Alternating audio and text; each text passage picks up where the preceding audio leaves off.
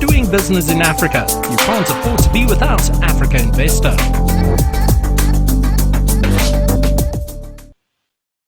Okay, then I'm going to move swiftly on to Ayman Soliman from the Egyptian Sovereign Fund. I think those of you who are following the media, you would have seen a very impressive press release that came out. You would have seen a very impressive press release that came out about how he recently briefed his Prime Minister on how he's using his portfolio of companies to really address one or more aspects of COVID-19. And of course, within his portfolio, he has a number of industrial companies that are facilitating and driving trade across the continent. So I'd be interested also, Ayman, to note that from what we heard today, are there, one, direct investment opportunities for you from an allocation standpoint? And two, do you see strategic opportunities for finance that some of your portfolio companies may not have had to date? Over to you.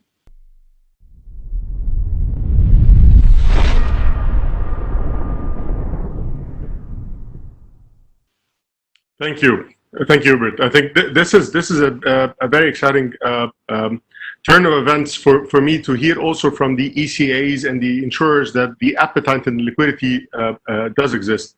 My reading through the comments of the earlier discussions, I think we do have a lot of opportunities that we can present as an African market. The blustering of the intra-African trade requires significant infrastructure investment for the trade facilitation itself. So I'm borrowing words from my previous colleagues' comments. So we need to invest in infrastructure. So this is an investment opportunity that lends itself to this forum. We are investing significantly in logistics, specifically designed for the trade and the movement of the rising need of medical equipment, medication, the healthcare industry at large. So infrastructure in that space is a significant investment, is an investment opportunity that we had presented. And this is one of the ideas that we are actually crystallizing for a Pan-Africa play.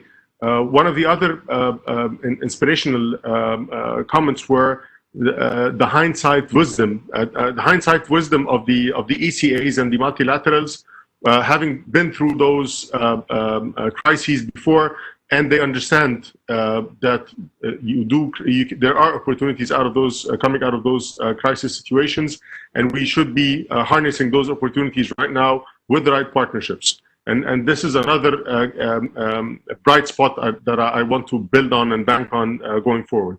As our particular experience has evolved and as we have reshuffled our priorities, the move, I also want to note that the move between service-oriented economies or service-focused economies with tourism and dependency on the services have been hit the most.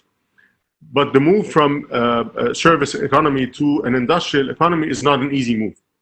In that sense, the clustering effect or the regional alliances should be rethought and put to better use. If you have an industrial base in Africa between North Africa, between Egypt and Morocco, and in South Africa, you have a significant industrial base that could serve the rest of the continent in some strategic industries. And you put those trade agreements to better use, and the rest of Africa has a lot of abundance in other ingredients that those economies need. So that is a rethinking that needs to take place. And it is our view, and I share this view with the current administration in the Egyptian government, that this is also a priority that they're looking at. How can we best take advantage of the Africa inter-trade agreements and the Africa reshufflement of those alliances? And that presents itself as a good opportunity. We also have on the infrastructure side, as you had mentioned earlier, airports are a significant area of attractive opportunities.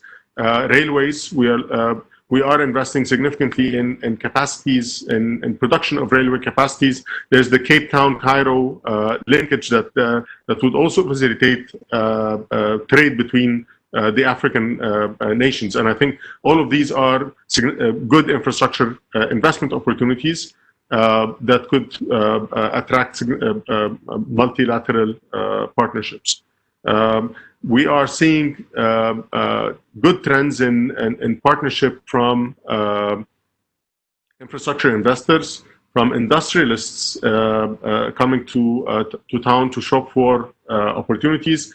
We've recently launched our healthcare services fund. All of these initiatives are just a manifestation of those priorities, and the reactions that we are seeing are very encouraging in that respect. Doing business in Africa, you can't afford to be without Africa Investor.